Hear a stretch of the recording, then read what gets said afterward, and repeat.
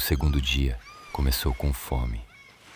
Não a fome abstrata de quem pulou uma refeição, mas aquela fome concreta, física, que ocupa o pensamento antes mesmo de abrir os olhos. Renato acordou sabendo disso antes de saber onde estava. Depois lembrou: a areia, abrigo improvisado, o barulho do mar que não parava nunca. Theo ainda dormia. Renato ficou parado por um momento, olhando para o teto de folhas de palmeira que haviam construído no dia anterior. Havia falhas, lugares onde a luz da manhã entrava em faixas finas e douradas. Ele já estava calculando como consertar quando ouviu Theo se mexer. Eles não falaram muito nas primeiras horas.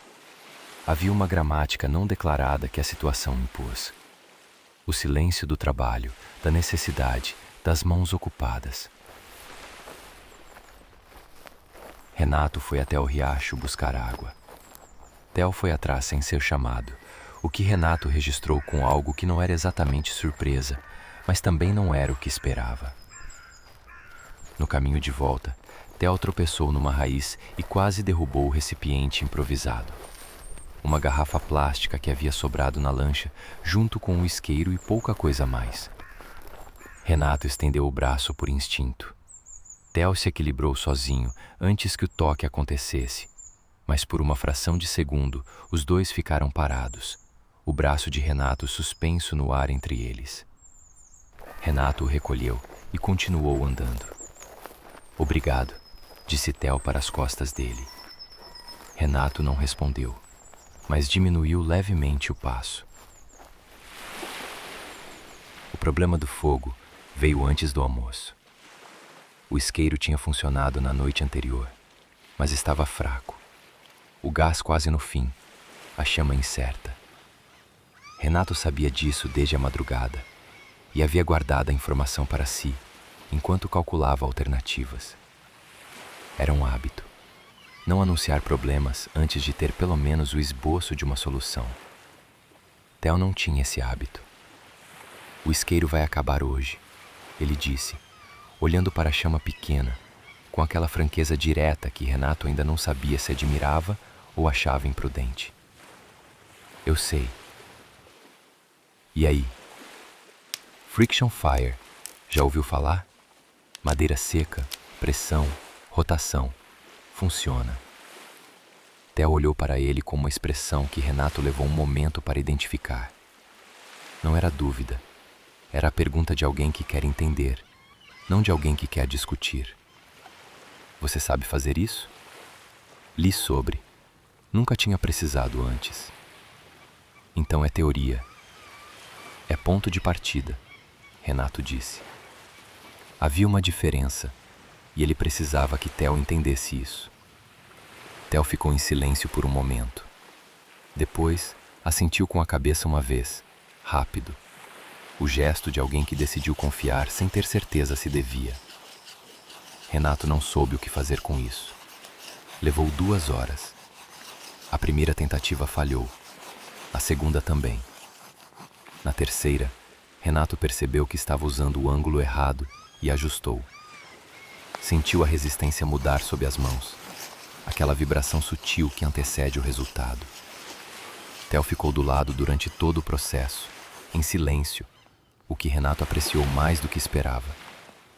Havia pessoas que preenchiam o silêncio alheio com palavras desnecessárias. Theo não era uma dessas pessoas, ou pelo menos sabia quando não ser. Quando a faísca finalmente pegou, foi Theo quem soprou com cuidado, as mãos em concha ao redor da brasa pequena, como se estivesse protegendo algo frágil. O fogo cresceu devagar. Os dois ficaram olhando para ele com uma satisfação desproporcional ao tamanho da chama. "Funcionou", Theo disse, com uma voz diferente, mais quieta. Renato assentiu. Havia algo no momento que não precisava de mais palavras.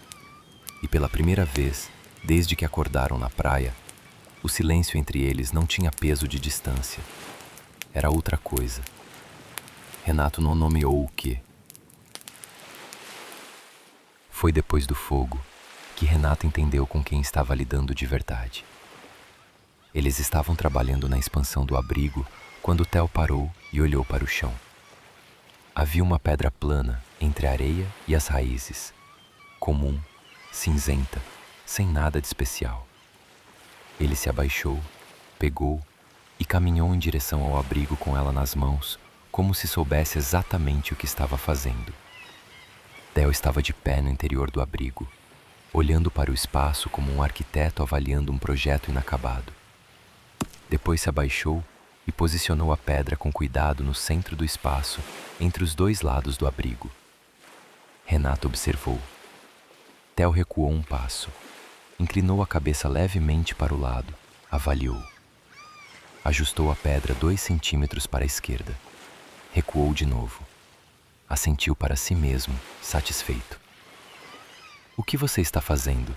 Renato perguntou. "Mesa." Theo respondeu, com a naturalidade de quem responde algo óbvio. Renato olhou para a pedra. Olhou para Theo. Olhou para a pedra de novo. "É uma pedra. É uma pedra que a gente escolheu para ser mesa," Theo disse, como se essa distinção fosse filosoficamente importante. Renato ficou sem resposta por um momento, o que era raro o suficiente para que ele próprio notasse. "Estamos numa ilha deserta." "Exatamente," Theo concordou, se levantando e sacudindo a areia das mãos. Ele disse isso com uma convicção completamente desproporcional ao contexto, como se tivesse experiência prévia em ilhas desertas e essa fosse uma lição aprendida da forma difícil. Depois voltou ao trabalho, carregando mais galhos, cantarolando algo baixinho que Renato não reconheceu. Renato ficou olhando para a pedra por um segundo. Depois voltou ao trabalho também.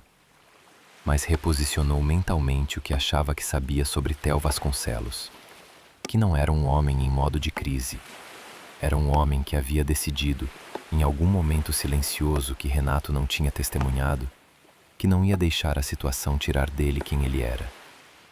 Havia algo nisso que Renato não soube nomear, mas guardou. A ideia de pescar veio de Renato, o que o surpreendeu levemente. Não era uma decisão emocional, era lógica pura.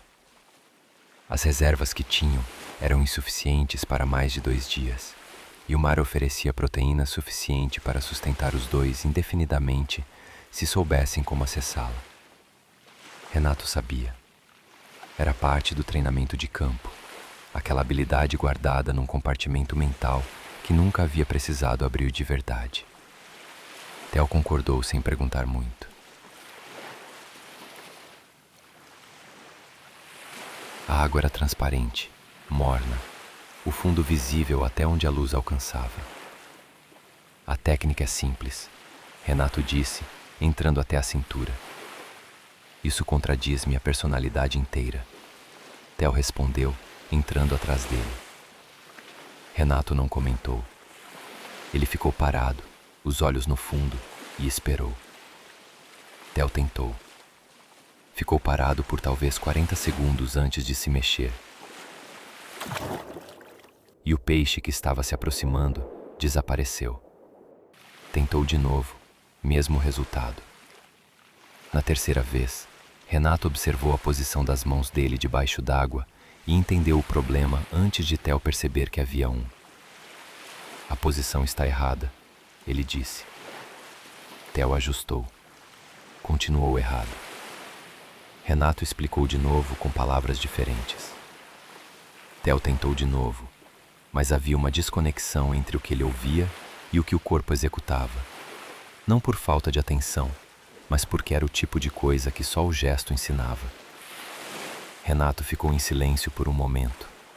Depois se posicionou atrás dele, colocou as mãos sobre as dele debaixo da água e corrigiu o ângulo. Cotovelo mais baixo, palmas abertas, dedos levemente afastados. O movimento inteiro durou 4 segundos, talvez 5. Theo não disse nada. Renato recuou e olhou para a água. Havia algo no silêncio de Theo que era diferente dos outros silêncios dele. Daquele silêncio concentrado de quando segurava a câmera, ou do silêncio exausto do final do dia. Era mais quieto do que esses dois silêncios. Renato não tentou identificar o que. Ficou olhando para o reflexo da luz na superfície, até que o peixe passou, e nenhum dos dois foi rápido o suficiente para pegá-lo. Quase, disse Theo, com uma voz que estava sorrindo sem que Renato precisasse ver o rosto. Quase, Renato pensou, e não estava pensando no peixe. À noite, Theo tirou a câmera. Renato observou ele verificar a bateria. Ainda havia carga. E depois olhar ao redor, como se estivesse escolhendo o que merecia existir em forma de imagem. Havia uma qualidade contemplativa nesse gesto que não combinava com a energia agitada que Theo costumava projetar durante o dia. Como se a câmera o acalmasse, ou como se ele só ficasse quieto quando tinha algo entre si e o mundo. Você vai fotografar a ilha inteira antes de irmos embora, Renato disse. Provavelmente não, Theo respondeu, sem tirar os olhos do visor. Silêncio. Você nunca fotografa nada? Theo perguntou. Eu anoto. Não é a mesma coisa. Não, Renato concordou. Theo baixou a câmera e olhou para ele. Era a primeira vez no dia que os dois se olhavam de frente, sem o trabalho ou a necessidade como intermediário. Havia algo na expressão de Theo que Renato não conseguiu terminar de ler antes de desviar o olhar para o fogo. O mar batia no ritmo de sempre. O fogo estalava de tempos em tempos. Renato abriu o caderno impermeável e anotou as condições do dia. Temperatura estimada, direção do vento, provisões disponíveis. A localização do riacho em relação ao abrigo. Não anotou o resto, mas ficou acordado mais tempo do que precisava, ouvindo a respiração de Theo se tornar o ritmo lento do sono e pensando na pedra no centro do abrigo, que agora era uma mesa, e nas mãos. 4 segundos debaixo d'água que o corpo ainda não havia arquivado no lugar certo.